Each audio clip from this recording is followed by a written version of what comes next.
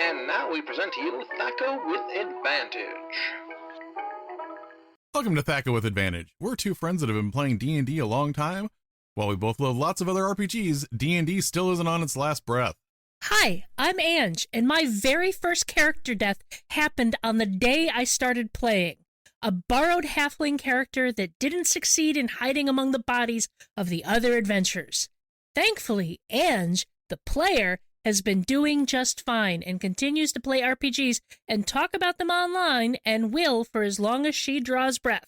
I'm Jared, and at one time I was the most important superhero in the world when D&D first came out. But despite saving the world multiple times and being the actual writer of every good thing you remember about D&D, I had to make everyone forget about me to keep an all-consuming force of entropy from manifesting and destroying everything I touched. You can find my work at whatdoiknowjr.com and gnomestew.com. After we look at the games we're running in the campaign journal, we'll be talking about, dun dun dun, death. And then we'll have some recommendations of D&D related content for you to check out in our downtime research segment. Now stand by for station identification. This is WD&D the Role Player. Now we're going to Mac McKinney in the morning game with Wolfman.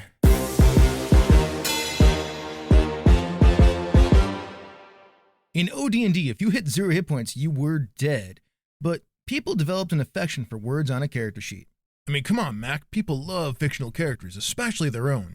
Just look at popular media. E.T., the Teenage Mutant Ninja Turtles, and Transformers. I mean, just look at how that movie scarred a whole generation of kids. You know, to that point, Wolfman, there were some alternative methods developed for Dungeons & Dragons. In the AD&D First Edition DMG, negative hit points were introduced as an optional rule. You didn't die until you reached negative 10 hit points, losing 1 hit point per round until healed or stabilized. Well, that's somewhat better. That was regardless of magical healing, though. Unfortunately, even if you were healed by magical stuff, you were out of commission for a week afterwards. That's less better and silly, if you ask me.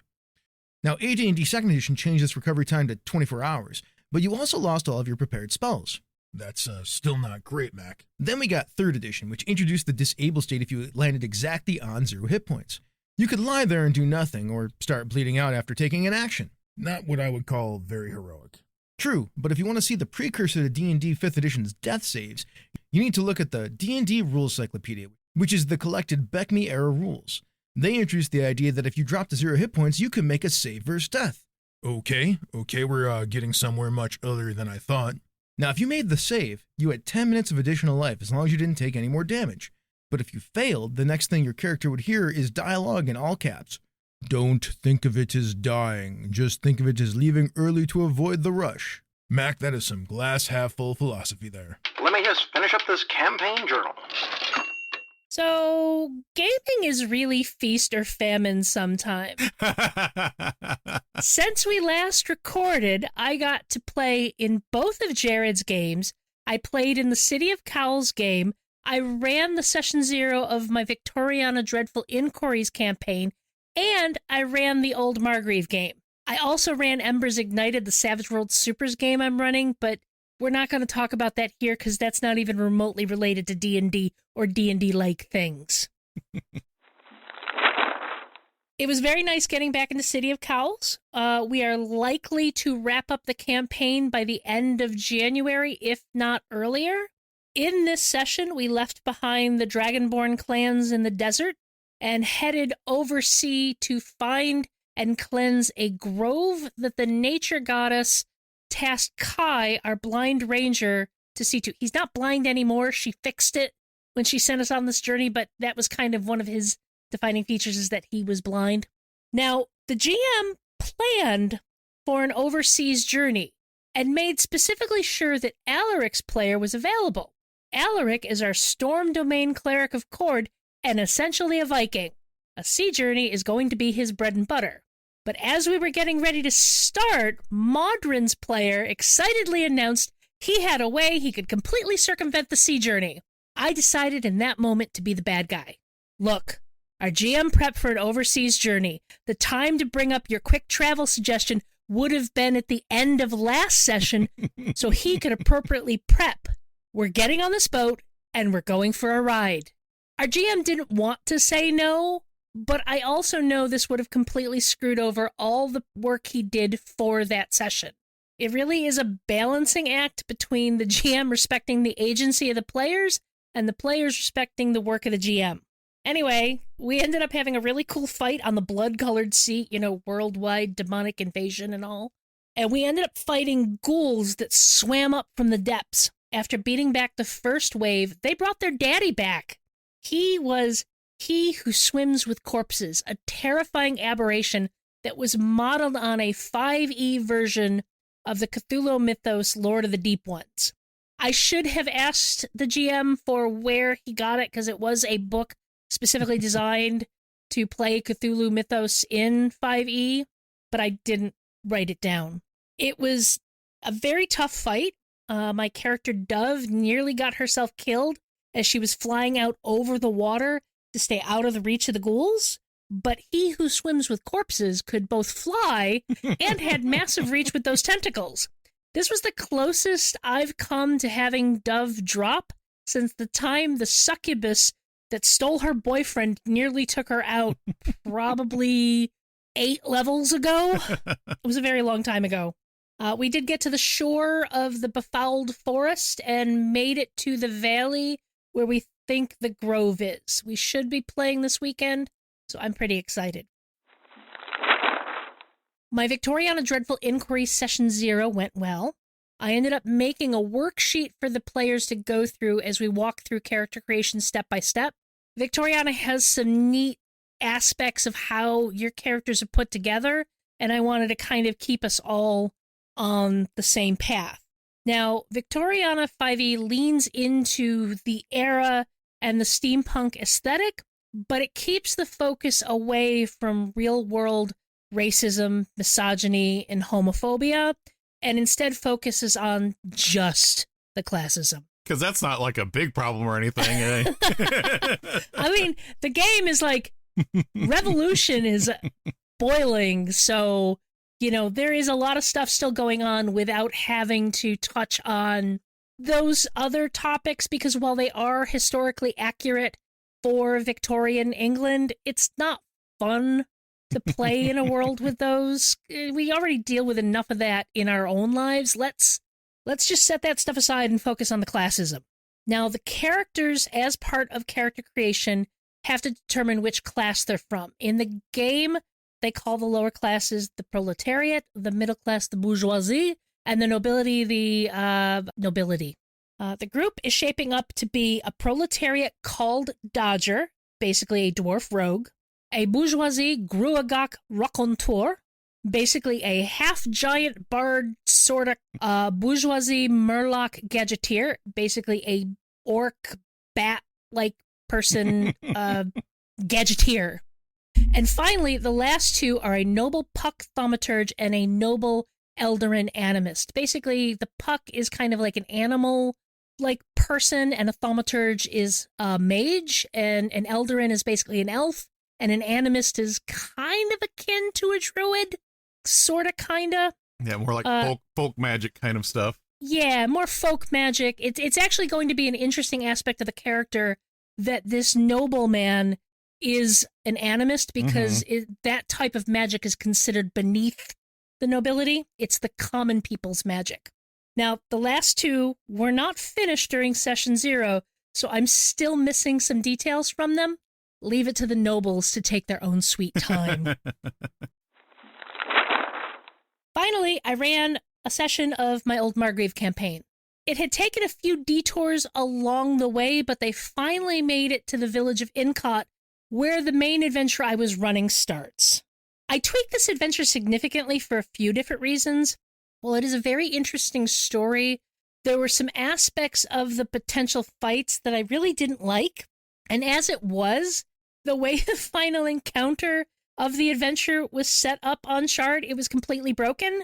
These are 3rd level characters. This is supposed to be a very challenging fight, and they're supposed to hesitate at fighting them because they're so dangerous. The encounter was set up with 4 cultists. Like, it didn't even register on the scale of being difficult at all. So I had to fix that.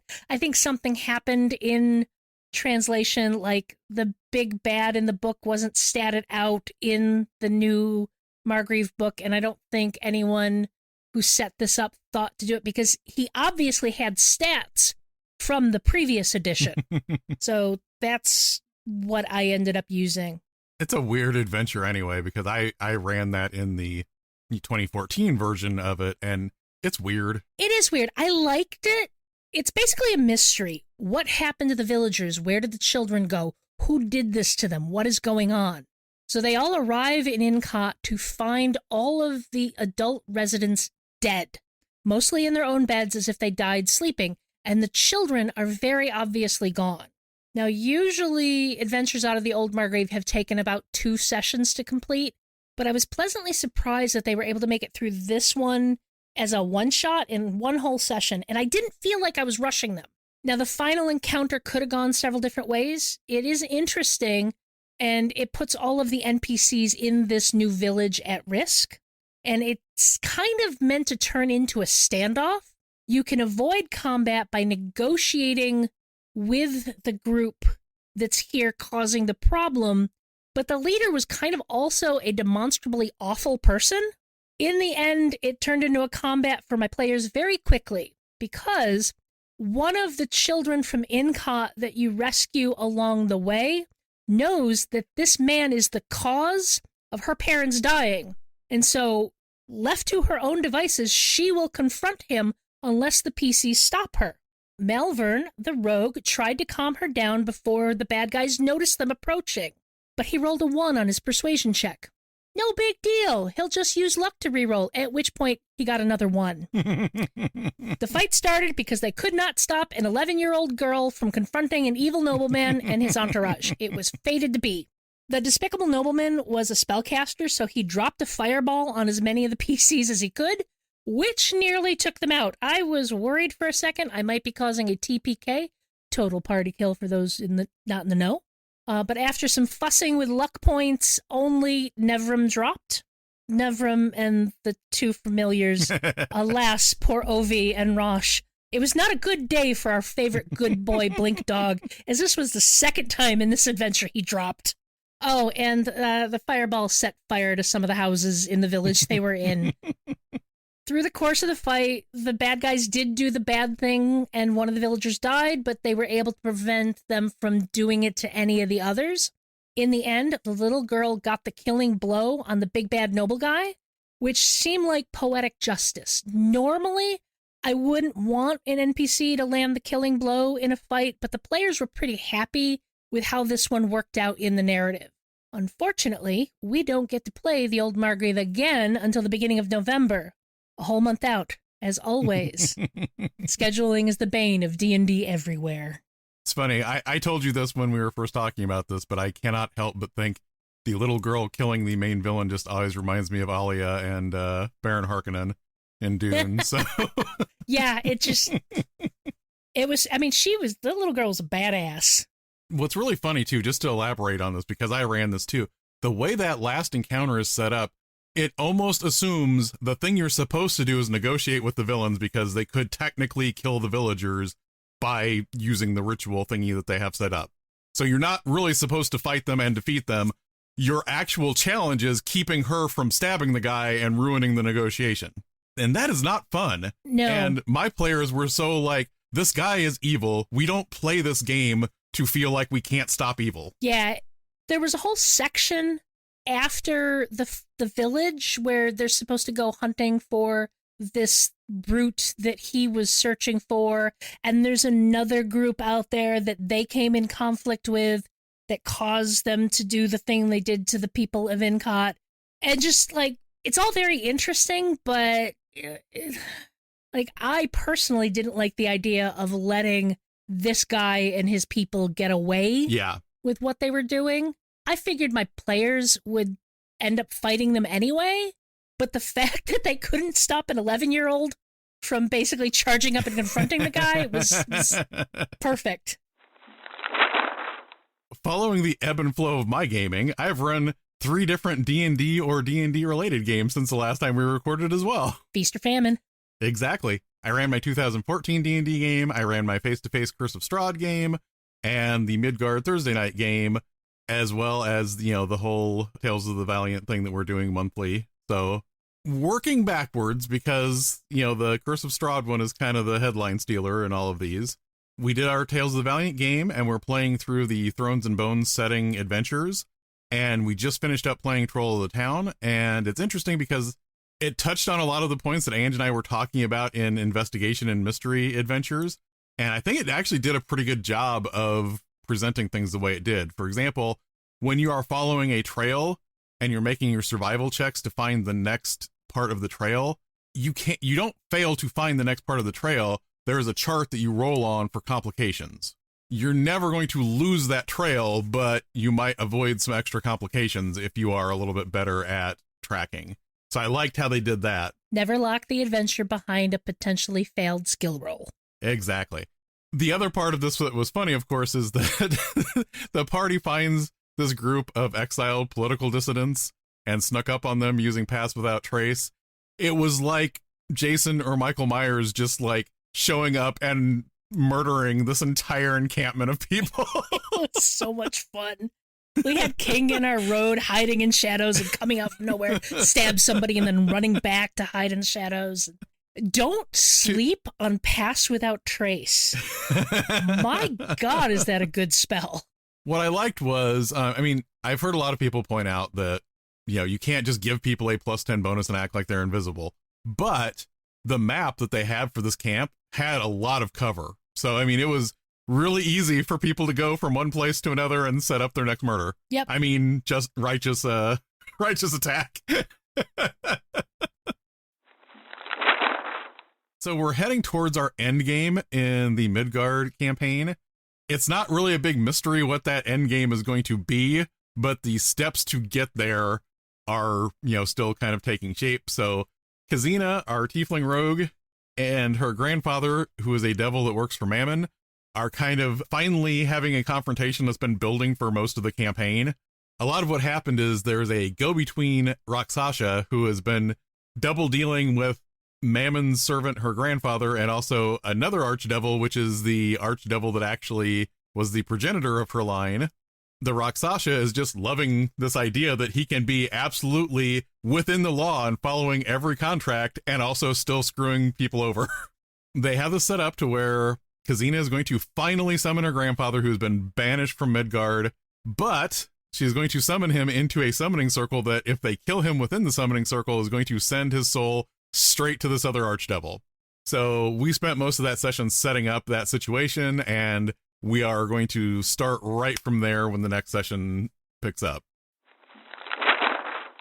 In my Curse of Strahd game, we had our first character death, which may or may not be part of why we ended up doing this topic that we're doing today. The previous session, we did a whole bunch of setup to have the group ambush Kirill Stoyanovich, who is the leader of the werewolf pack in Barovia, and he is the one that works for Strahd. I used his stats from Curse of Strahd Reloaded, which makes Kirill into a mythic monster, so basically he has two different phases to the fight. It was really funny because they set up this ambush, everybody really gets into this good position, Kirill got a couple good hits in, but he went down after 2 rounds, and everybody was kind of going, wow, that was faster than we thought. Then Kirill rips his own heart out and eats it and mutates into this giant, huge-sized, deformed humanoid wolf thing, which is what the second fight was all about. Because the second one was that much bigger, Kirill has an ability where he starts to swallow things if he bites them and grapples them. This became very relevant because he bit the bugbear monk, swallowed her.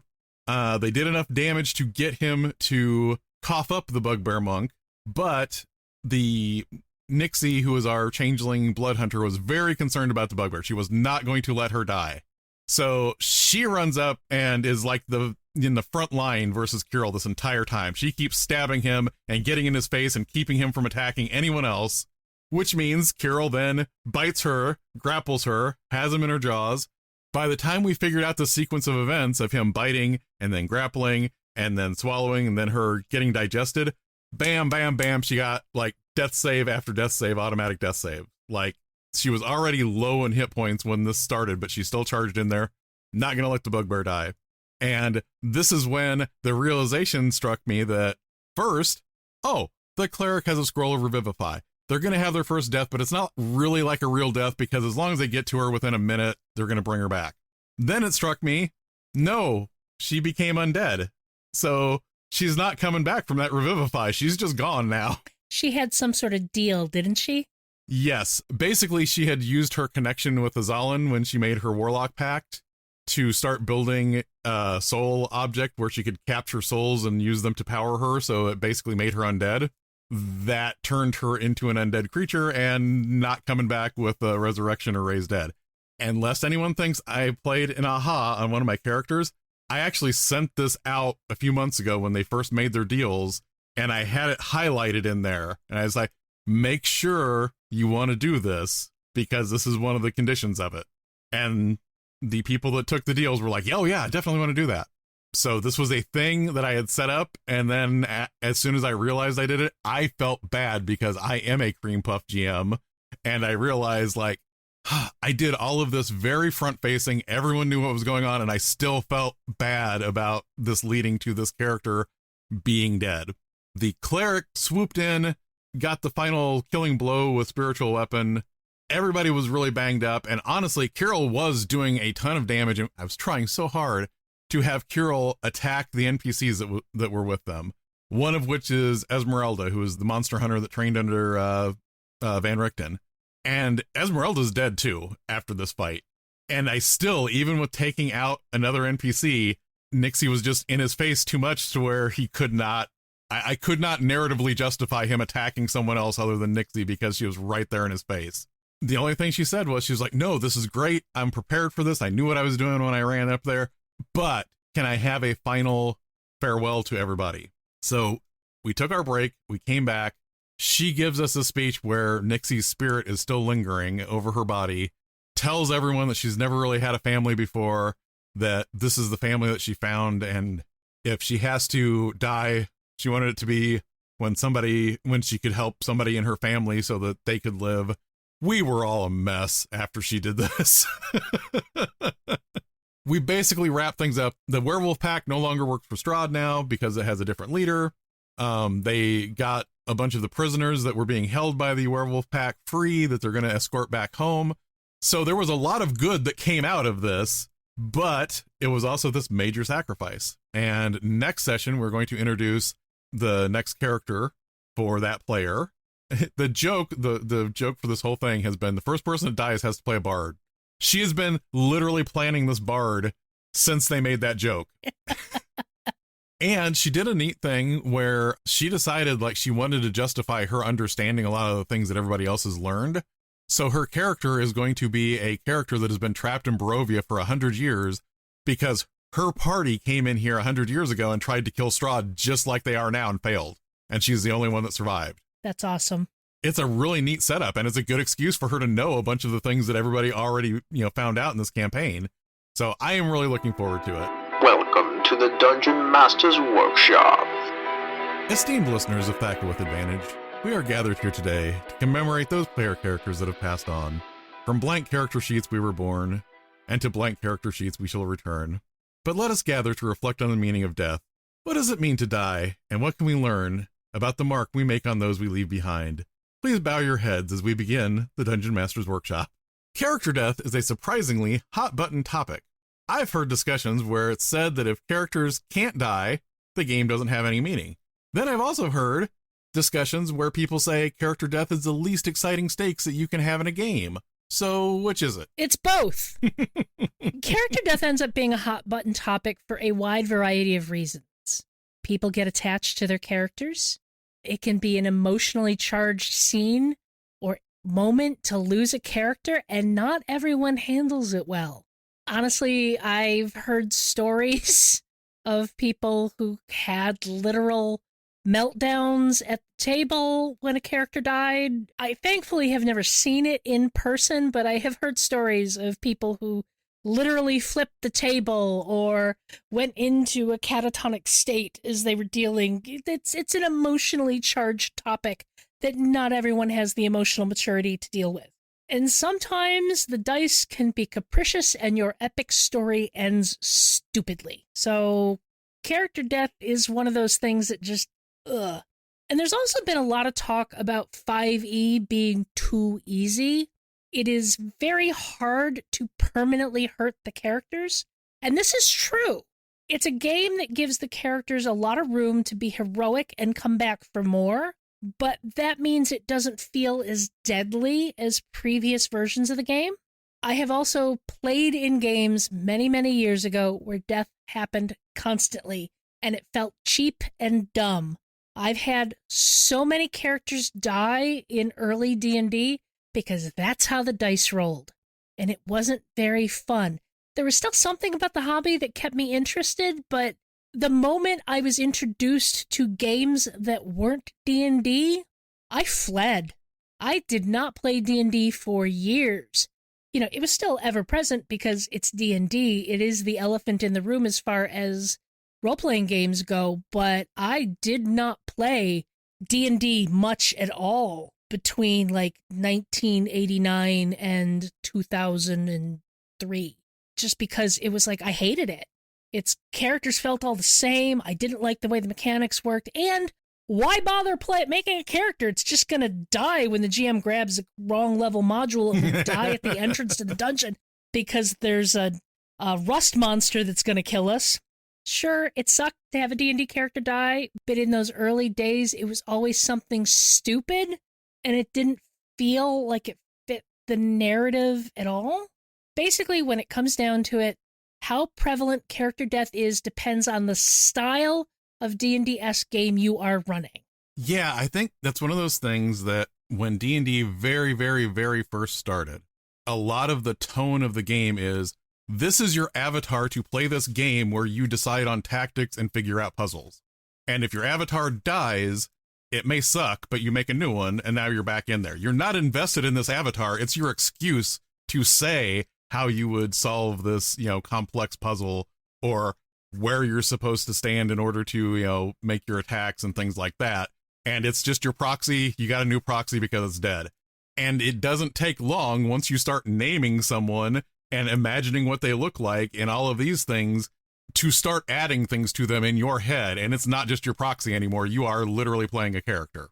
And if you've developed any sort of rapport with the other players and their characters, your character has friendships, you've got stories, you've got jokes, you've got relationships. And then I had so many characters die in those early days that it was stupid. I'm still mad.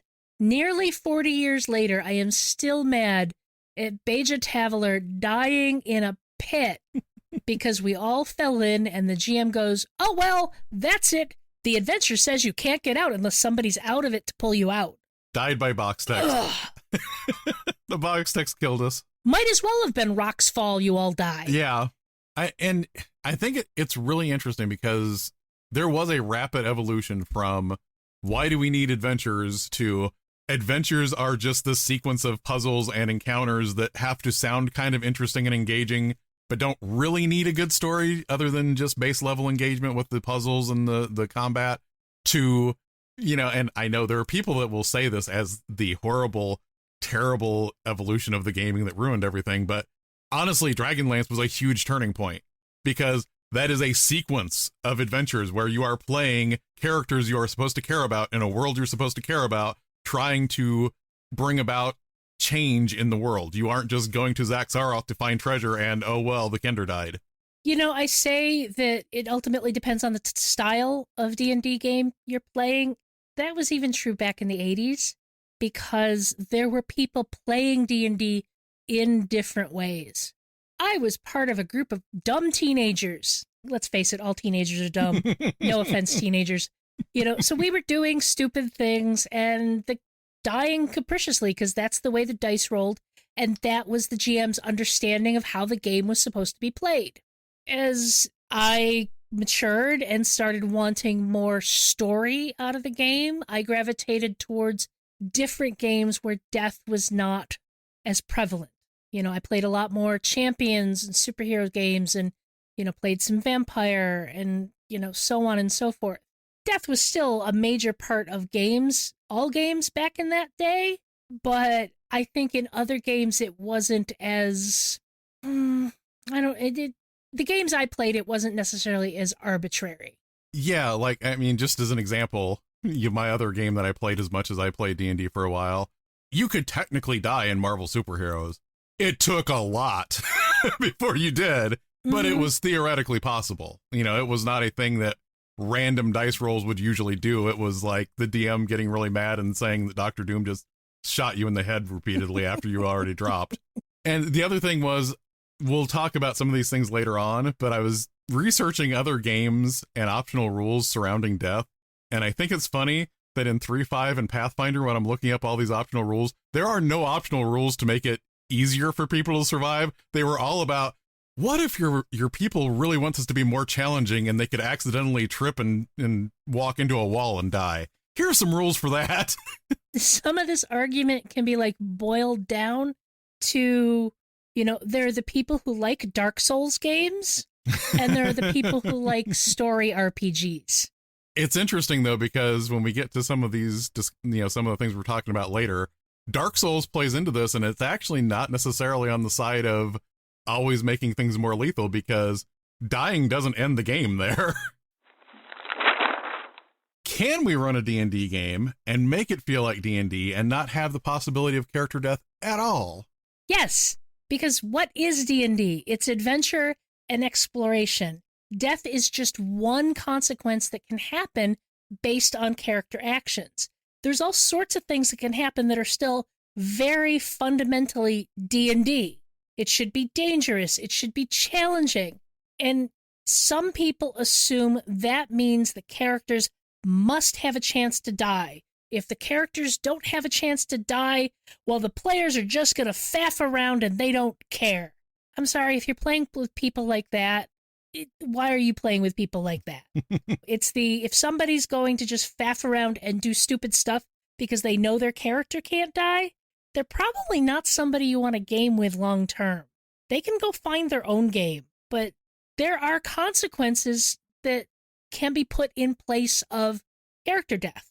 You know, there's all sorts of things, and they're more interesting, and the players get to play the repercussions of those, rather than having everyone having to role play to the repercussion of somebody in your group dying. I have run several D&D campaigns, mostly in Pathfinder or 5th edition, and I've never killed a character. But I honestly think my players would still say they enjoyed the games and they were D&D. I have killed characters, just it's not a super common thing for me. I do that basically like I was talking about in the game. Like, I will make sure I was like, okay, you're getting close to this. This is going to be a consequence. Are you sure you want to do this? Mm-hmm. Okay. Are you sure? Now you've crossed this threshold. Are you sure? It really does not feel most of the times like I am just saying, whoops, the die rolled really high. You're dead. It is a sequence of things that kind of builds up over time. The other thing that I wanted to point out, as long as we're talking about having a D&D game that isn't lethal, don't forget you can do non-lethal damage with melee attacks in 5th edition, and sometimes I think DMs forget that too. Players will think about that if they want to capture someone. You don't have to kill them. And honestly, if you think about it, it's not that weird that a bunch of bandits might, if they think you're important, keep you alive and try and ransom you to somebody. Yeah, I think Baldur's Gate 3 reminded a lot of people that non-lethal damage is a thing, because after that game came out, I had more conversations about, okay, you can't do magic as non-lethal, and you can't do ranged weapons as non-lethal. But if you're right up against them, yes, you can use the flat of your sword to knock them out. I would like to subdue them with the fireball. You're going to subdue them. That's yeah. Basically, you can totally run a campaign without ever having player character death come up. Mm-hmm. But taking it off the table completely does change the tone of the campaign. So it's something you want to be aware of when you're putting it in there. And I would say, too, if you want to see a modern story that is a very D&D feeling story that does not use death as the stakes a lot of times, but is also a really good story, The Dragon Prince on Netflix. It's there. There's sometimes when death is the stakes of a thing, but most of the time it is things like people are going to get captured, people get injured, people have to, deal with a change of state, rather than just saying all the time, you're going to die if this happens. what do we need to touch on in our old friend Session 0 about character death? Honestly, how deadly do you expect the campaign to be? What system are you running it in? 5e is going to be less lethal than Pathfinder, which is going to be less lethal than Shadow Dark. It's you want to talk to your players about the level of lethality that the game can have based on pure mechanics. Yeah. Then you also want to talk about what happens when a character dies. Can the player bring in a new character right away at the same level? What about gear? All of that's worth discussing if you're expecting the game to be deadly. You also want to find out what your players' expectations are. Are they okay with death happening in a random encounter? Or are they really only interested in it happening when it's a big story beat? What are they interested in exploring during play? And there's plenty of people out there who's going to say, asking your players those things, well, why would you bother asking them? You're the GM. You're the one running the game. It's up to you how this goes. If they die in a random encounter, they die in a random encounter. Yeah, whatever. I want my players to have fun too.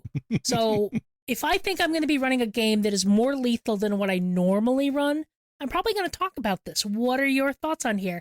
Are you okay with it just if it's a big climactic moment, or is it okay if it's just something along the way? How are you okay with this?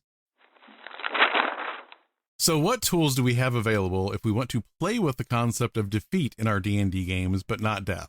I haven't really played with any of these, but I know in the 2024 DMG, they've brought in a state called defeated, which I believe just renders the character unconscious unless they're hit with greater restoration or, DC 20 con save after a long rest. Jared knows more about these things than I do. Yeah, and I like it. I mean, it's an optional rule that is in the 2024 rule book, but I do like that it is right there in the rules now where it's saying, hey, you can do this without killing people. There's a consequence, like, they might have to have their friends rally around them and make sure that, they can, revive them, but they don't have to die and be gone permanently. You can make that a setting in the game that you can turn on and off. And it's an expected thing in a D&D book that says this now. And I appreciate that. There's also injuries. I believe that's in the 2014 DMG. Yeah, they had optional things in that, and they brought that forward when Kobold Press did the Tales of the Valiant thing, too, in the Game Master's Guide. If you drop to 0 hit points, you get an injury. Also, if you've played Dragon Age Origins, you're probably used to this concept, too. Yeah, this is actually one of the... Me and one of my players, Alaric's player, and I have had this conversation ongoing in the 20 years we have been gaming together, and he has always been frustrated that the damage you take from fights is, so negligible. You're hurt, and then you're healed, and you go on as if nothing happened. I get what he's saying, but at the same time, I still want to get to the adventures. We're going to talk a little bit about, healing and what that meant in previous editions, but it was one of those things where, I get what he's saying. We did our first Eberron campaign had all of these optional rules that he pulled from other, I think the Star Wars Saga edition and other things where you had hit points and wound points, and because he wanted a crossbow bolt to be deadly no matter what level you were at. And I get what he's saying, but at the same time, getting too nitty-gritty takes away the fun for me. Yeah, and I was just going to say my favorite thing that has kind of evolved since 4th edition mainly is we've always, from the beginning of the game, said hit points are an abstraction. You do not have 100 hit points of beef between you and death when something, when you have 100 hit points when you're, 15th level. Because it's an abstraction, the idea that bloodied is literally like when you're starting, you're not just getting bruised and beat up and tired. That's when you're actually starting to get injured. That's when you're actually starting to take those deep cuts and breaking bones and things like that. I like that as the conceptual thing that you can keep in your mind about things like that. It also means when you do things like having a duel and you say to first blood, you don't have to have it be something where it's ridiculously stupid and one person gets initiative and rolls to hit and it's over, because you can easily say first blood isn't until someone's bloodied. So you can keep going back and forth until you hit that 50% threshold, and then you can say someone drew first blood. Yep. Let's assume death is inevitable. What should we keep in mind about running games when death is on the line, other than avoiding a land war in Asia? I think one of the big things to talk about is you know that characters are going to die. How are you bringing in replacement characters? If you're expecting death to happen easily or often, this is something to have in place. In fact, some OSR style games, I think DCC specifically, DCC funnels, they often have players come to the table with multiple characters just to see which ones survive. Mm-hmm. I have also seen groups where the players will just have multiple characters. And so if one is out on an adventure and dies, well, when they get back to time, they can just play this other character that they've been also playing in the game. It's something to keep in mind if you know your game is going to be lethal. Yeah, and we'll touch on some other things that other games do, but just looking back at D&D over the years, one of the things they introduced in Dark Sun when that first came out was you were supposed to make a character tree. You have 4 characters. You decide which one is adventuring at any given time, but one of them, 2, maybe 3, possibly 4 are going to die because you can die of starvation or thirst in addition to combat. So they wanted to set you up to where it was like, we know you get attached to characters, but maybe get attached to 4 of them lightly instead of 1 heavily. And that is a thing that you can do. You can, move to that roster of characters if you want to go that route. Yeah. What does it mean for a character to have a meaningful death? Can you have a meaningful death in a random encounter? Maybe. Meaningful death usually means the character was lost during an important fight, sometimes sacrificing themselves, sometimes separated from everyone, and no one's able to help them. Either way, it's dramatic and relevant to the mission the PCs are on. This can work in random encounters, but the problem with random encounters is they're usually random. It's just something you stumbled along the way, and it doesn't have anything to do with what the players were there to do. So if a character dies in a random encounter, it can sometimes feel very stupid. Like all the deaths I had back in the 80s. Mm-hmm. For example, you've got Boromir in Fellowship of the Ring dying to defend Merry and Pippin as they're attacked by the orcs. Or Gandalf, quote-unquote, dying as he held off the Balrog. Even Sturm in Dragonlance, spoilers. When he dies, it was a big, epic moment that meant a lot to everyone involved. I think the problem with the type of death I experienced as a player in the early days of my gaming was that it didn't mean anything. It was literally just, oh, well, you died, make a new character, and we'll move on. And it didn't matter to anybody. It didn't matter to the characters, didn't matter to the players. It was just what happens in this game. All of the character deaths in the stories we love, it meant something. Unless you're running a horror game in which you want a high body count and the characters just die because that's what they're there to do, and I recommend running something other than D&D, the character death should mean something. But I would even argue, even in the horror genre, it's not a random thing when someone dies. It can be sudden and completely unexpected, but the purpose is still to show you that there is something out there that is terrible that you can't fight easily. So even then it has a purpose to it. It really isn't this random thing that happens. If you go back to when we had our discussion about random encounters, when we were talking about having random encounters that aren't necessarily random, they're kind of tied to the story, but they're not things that have to happen that aren't set, that can feel different because you could, in a certain world, frame this to where the Fellowship running into those orcs is a random encounter, but it's a random encounter because all the random encounters are Sauron or Saruman trying to find them. So in that instance, it is still the story. It's still the story that killed Boromir. It's not a random thing that came out of nowhere. It's not like this random Yeti dropped a rock on his head while they were in the mountains. It's it's still something tied to the main storyline that's going on there. It's not you dying at the entrance of the dungeon because the GM grabbed the wrong level module and you fought a rust monster when you weren't high enough level to fight it. But I do also think, though, there are times you can frame certain things to feel more meaningful than they might seem to begin with. And what I was thinking about here is if you go into like Undermountain and someone dies, you can turn that into, I really hate Hallister. This is Hallister's fault. Mhm. This isn't random. This is an actual guy that makes this place the way it is, and he's the one that killed this person.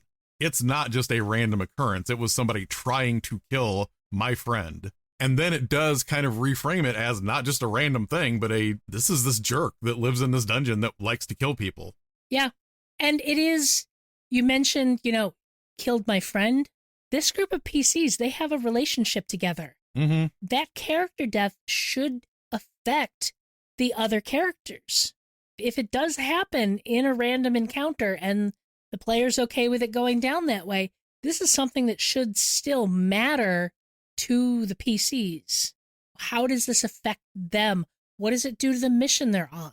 You can do stuff to make it matter. I just still wouldn't count. Also, if you really want to talk about meaningful character death in a random encounter and whether or not it's going to piss you off, we could talk about the last season of Supernatural, but I won't because I like to pretend it never existed. For a second, I thought you were going to bring up the end of the Serenity movie. See, I'm not happy with some of those things, but they also don't feel random, like they're all a consequence of things happening. The thing I'm referring to in Supernatural is just frickin' stupid. Yeah. Yeah. Supernatural was known for that, though. Yeah. There were some characters that died in some of the early seasons that was like, wait, you did what to that character? Yeah, there were seasons of Supernatural that were fridging women the series, but I tried so hard. To defend the show. I know, because I know this is a tangent, but I love the show, and yet I love the show. I love Sam and Dean, but there were times they did things. It's like, I think it was season 7. They killed Jules Strait when she was on as a guest star. And I was like, I'm done. I can't defend you and say you're not misogynistic now because of what you just did to that character. Because it was purely misogynistic. Yeah, it's... Anyway. Oh, man. Yeah. Can we leverage the setting's afterlife to make character death more meaningful and memorable in a game? As if talking about the afterlife has anything to do with Supernatural and things that might have happened over and over again in that show. I mean, absolutely. If you have leaned into the cosmology of the deities in your game and have even talked about what the afterlife is, the characters should be going one way or the other. And that can mean that that character can be talked to again in the future. The character may have influence on things in the future. It basically, the characters are still out there in the cosmos somewhere, just they're not here in their body anymore. For example, in our Midgard game, we actually visited Ivy's afterlife. We visited Valhalla. We fought in a big battle and had a great feast and told stories. And this is what Ivy is promised should she die gloriously in battle at some point. Yeah, and it's really interesting because a lot of D&D settings assume that the afterlife is a thing. It's not a mystery. It's not a theory. It is a thing that's out there. It is part of the D&D setting. The multiverse is the setting, includes all of those afterlives that are built into it. There's also the fact that resurrection, which we haven't even really touched on yet, because that is one way to just bypass character death if the characters are high enough level. But resurrection requires that the character want to come back. Yes, and that's an important thing that I was going to bring up with some of the things I have done with characters when they have died in different games. In the Forgotten Realms, one of the things that can happen is if your god doesn't claim you right away, you're standing in line until you reach Kalemvor's palace, and he decides, oh, your god hasn't claimed you yet. You can go clean graffiti off that wall for the next couple hundred years, So until your god claims you, you could be standing in this line. And I have explained that to people before, because part of that deal with standing in the line is the devils have a standing deal with the god of the dead where they can make deals with people in line. They can show up and say, hey, this was a really dumb death. You want to go back, but then if you die again, we get you, and they're perfectly allowed to do that because that's a deal that they've negotiated. Hey, babe, you want to get out of this place? But on the flip side, if your god does claim you, explain. Oh, man, I am going to go into a gigantic pet peeve I had because it's a thing in a D&D related thing where they actually did a good job of it and then they just like burn it down to the ground for stupid reasons. In the Drist novels, everybody but Drist was dead by the end of the 4th edition period because a couple of them are human and, you know, this 100 years after the storyline starts. And they go through all of these different afterlives that people have for whatever reason, because Drist is a special snowflake that was really sad that all of his people were gone.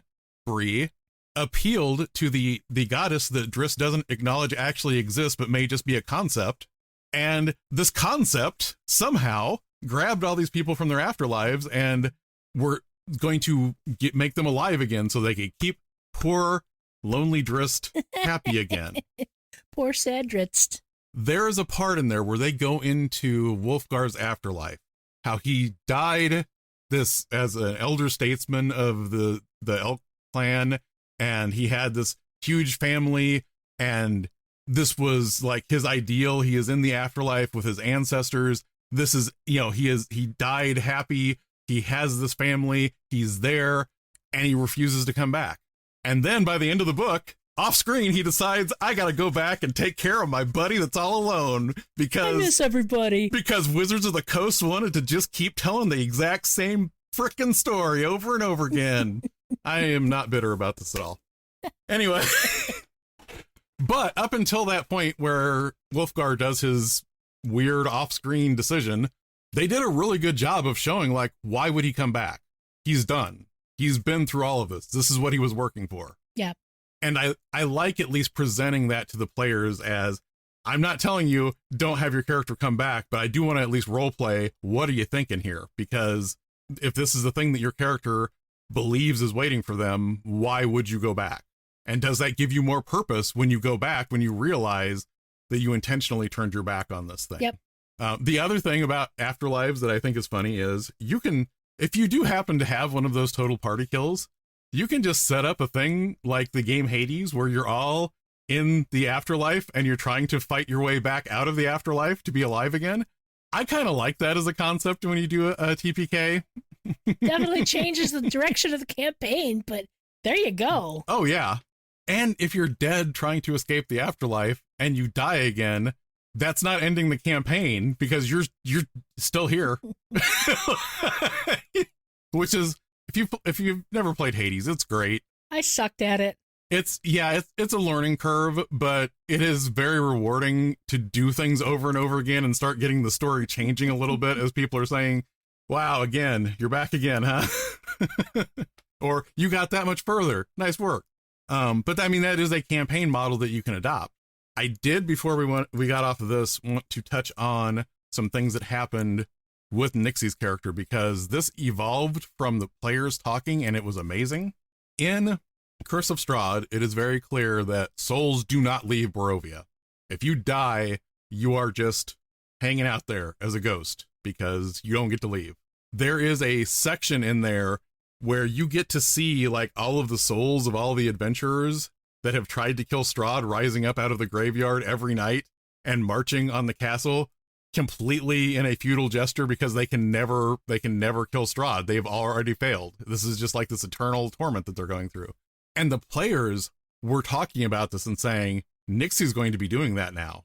And we have a sorcerer who, it's the haunted subclass from the Grim Hollow books, where she has a specter for a familiar. She asked if she could change her ritual to where she could summon Nixie as her familiar instead of the specter that she currently has. And even though, like, as a specter, she's not going to remember much, it's not going to be like she's still there with them because she won't remember everything. They still would rather have her there in that form than to have her rising up out of that graveyard and marching on the castle every single night over and over again for eternity, because now she's there with them. That's brilliant. It is. I loved it. It was amazing. How do we deal with character death that happens when you have a lot of game sessions left? Like when like, for example, we want to play to the end of Curse of Strahd we're not there yet. We're not close to being there yet. Well, I mean, in that case, it's obvious you're going to bring in a new character for that player. And you definitely want to make sure that it fits. Because, like I said, back in the day, it was, oh no, your character died, make a new one, and then poof, you suddenly appear and you get to go on. I always think of the Gamers, one of the Gamers movies where the guy was playing a bard and he just kept dying, and so he had a stack of characters that were all essentially exactly the same, and it would show him basically in the in-character stuff just suddenly pop, and there he is, he's a new bard, joining the party, nobody questions it, nobody asks anything, they just continue on together. If you're playing that type of beer and pretzels game where you don't give a crap, fine, do whatever you want there. But if you are actually into the narrative, if you're into the story, you want to find a way to craft that character and them coming into the campaign. There's quite a few good examples out there, especially if you follow Critical Role, but you can do it in a way that, like Nixie's player, she's going to be bringing in a bard. That bard is somebody who has been in the setting for a while. That'll probably work out really well. Yeah, it has a sense of history built into it, so it's not just that whole, okay, here's the next person that showed up here. If you're talking about that session, it's going to depend on how it happened in game. You want to allow the characters to have a moment to mourn. Maybe like what Jared did with Nixie, let them have some last words. You know, that's a very cool story beat. You can also let that player play an NPC. You can let them play some of your monsters. If they're okay with it, they can just be a spectator and work on their new character for the rest of the session. Sometimes being a spectator can be fun. If they're just as invested in the story of the other characters as their own, it can, good games create these moments. Before I forget it, I also had to share this because it was hilarious. When Liz's character died, and she was worried that my daughter's bugbear monk was going to be the one that died, she told her, I'm sorry, I had to do it because I can't let you play a bard. You wouldn't be any good at it.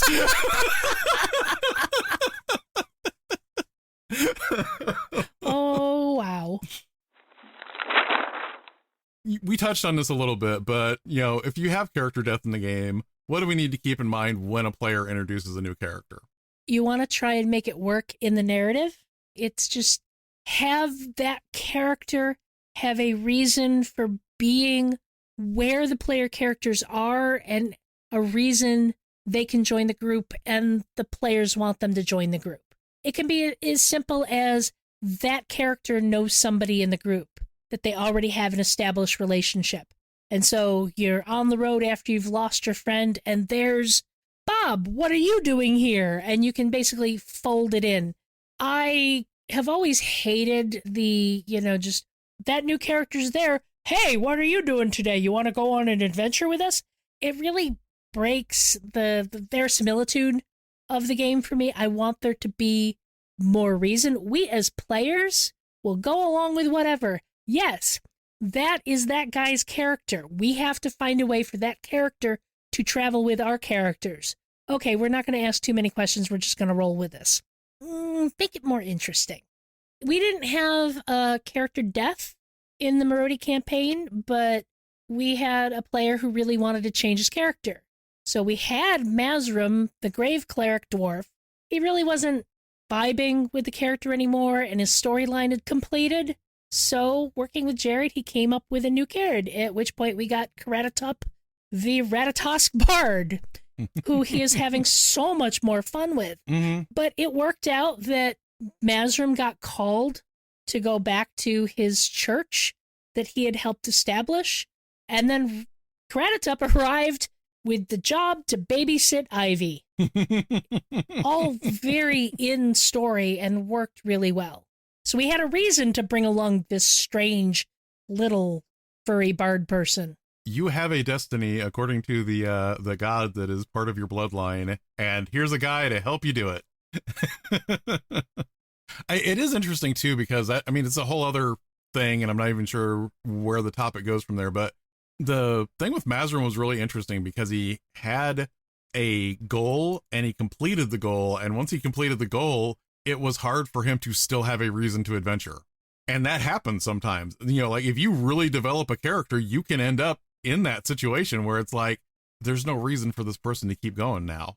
I have done what I'm going to do. Like, Yeah. I still care about the other characters, but like, this isn't what I would do at this point anymore. I suppose it's also worth talking about using character death when a player needs to leave the campaign. Mm-hmm. You don't ever want to force it on them, but sometimes the player might want to go out in a blaze of glory.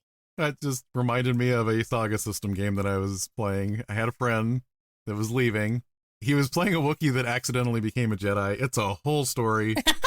But we were going to have this big epic fight between him and the Sith apprentice that was going to be like this whole, like, showing people how badass the Sith apprentice was. He would not die. He couldn't die no matter what would happen. He wasn't dying. And the player was trying to have him die, and the dice did not want him to die at all. I believe in campaign 3 of Critical Role, Sam Riegel got a medical diagnosis where he had to go do chemo, have surgery, and stuff like that. And they were basically going to have a reason for his character to leave. And then in the last adventure he was playing, his character died. And he's like, no, this is perfect. Mm-hmm. This is perfect. He leaned into it where it was like, can I do this thing to sacrifice myself to save everybody? So that he literally, if you listen to the campaign, he literally went out with a humongous bang, you know, and it saved the rest of the party from this thing that they were fighting. And it was very emotional and powerful. And the funny thing is a lot of people didn't even realize what was going on behind the scenes with what was going on and him needing to leave for the treatments and everything, because he didn't really talk about that until after he got back. Yeah, because I mean, probably going off in the weeds, but it was throat cancer, mm-hmm. which very easily could have cost him his voice. Oh, yeah. Which would have changed things in his life pretty dramatically, but I think he's free and clear now. He's back mm-hmm. on the show. He was back on the show before the end of campaign 3. Yeah. But in a different character, because that's what happens. So sometimes if you have a player who needs to leave the campaign, if they want to go out in a big bang of glory, mm-hmm. big bang of glory, big blaze of glory. Boom. Big bada boom. We kind of touched on some of this stuff before, but are there any rules from other RPGs that you could incorporate regarding character death that might make it easier or deal with when players don't have a character for a while, things of that nature? I'm going to turn to my rules expert. Hey, Jared. So there are a few things that kind of touch on this from some other games. Probably one of the most connected to D&D would be 13th Age, and they have a thing that's basically called Fighting in Spirit. And what you do in Fighting in Spirit, let's say your player dies or is incapacitated in a manner that they cannot be brought back in the middle of the fight. What this lets you do is every round you can comment about how your player your character and another character that you're helping did this thing, and that person remembers you in that moment. And when you frame it that way, they get a +2 to do something. That's pretty cool. They remember that time that the two of us got into that bar fight and we did this, and the character remembers that, and then they're inspired and they get a +2 bonus to the thing that they're doing. They do mention that if you keep helping the same person, it turns into a +1 bonus after that, because we're not just going to find the barbarian that is hitting harder than everyone else and spamming it, because it's not supposed to be that. It's supposed to be a storytelling thing that you're using to keep that person engaged in the game until their character is either back or they have a new character. Slight tangent on that. That makes me think of you can always do a flashback. I actually did start the Veterans of the Gauntlet game with a flashback. I had them make characters as 1st level and 5th level, had them meet in a tavern for a reunion at 5th level, and then flashback to them being 1st level and meeting each other all for the very first time.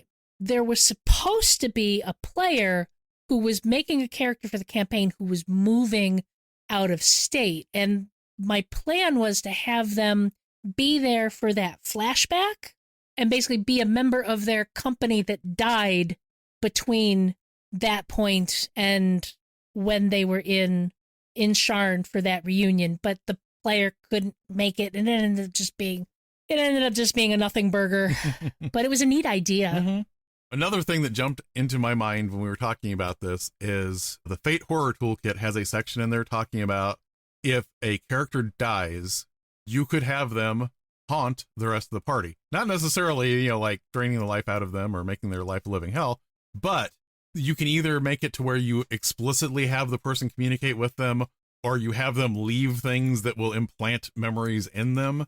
But the point of this is, like, until they get a new character, they can still do things like making knowledge checks and then find a way to, like, when this character is dreaming, say, I did this research on this thing, blah, blah, blah. And then the person wakes up and knows all of this stuff. And they may or may not think that their friend is actually still with the party, telling them these things, guiding them, giving them this information.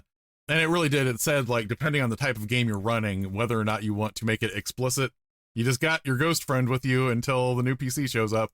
Or if it is this thing where it's like, I found this note and the note says this and I don't know where it came from, to where you're playing it off as this, this communication that is happening indirectly.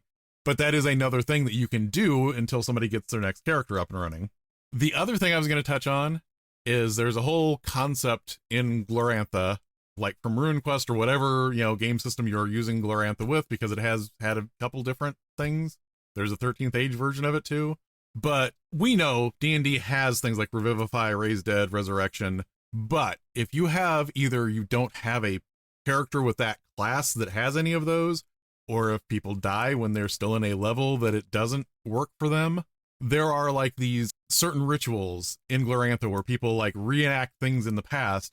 And there are times that when you reenact these things in the past as part of this ritual, you can change how things went.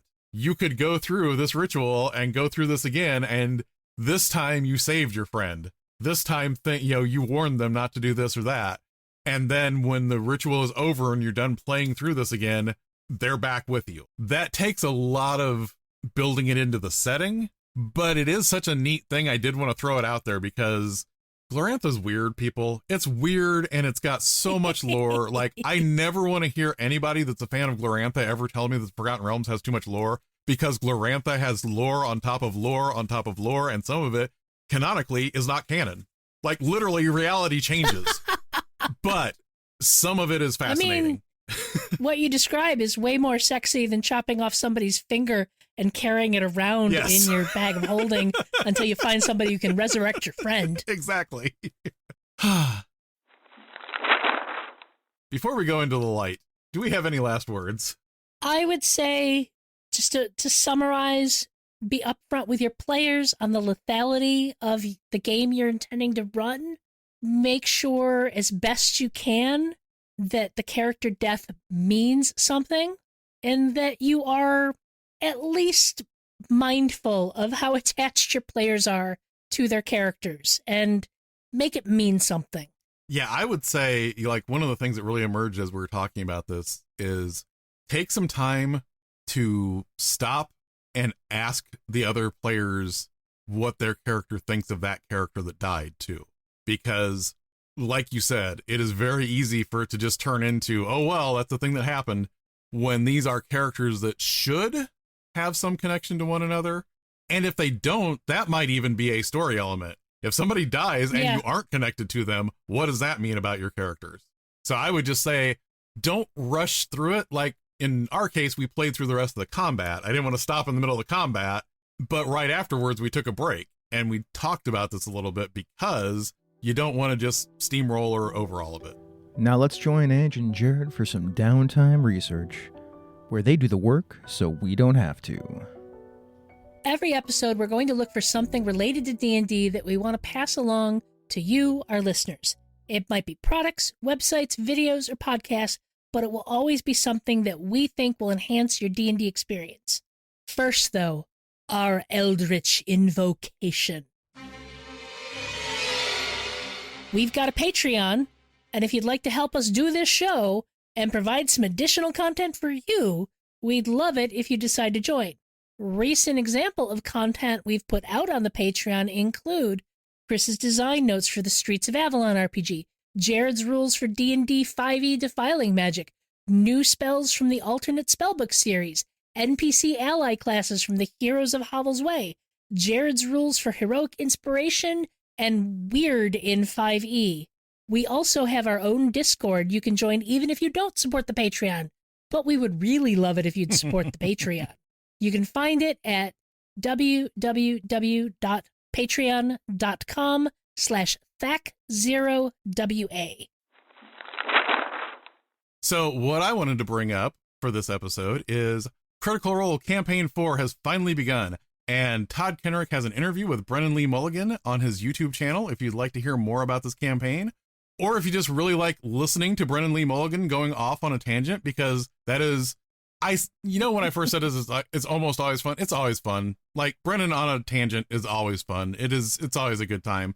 And I also like Todd Kenrick getting to do a little bit more content now that he is kind of doing this on his own and not as part of Wizards of the Coast. I like that he's been able to branch out and do things other than just what's the next D&D release. So yeah, I think this would be a good video for you to go check out. Speaking of Critical Role, the Mighty Nine animated series will be debuting on Prime on November 19th. Does this mean we can consider it a Thanksgiving special? This one is based on Critical Role's second campaign.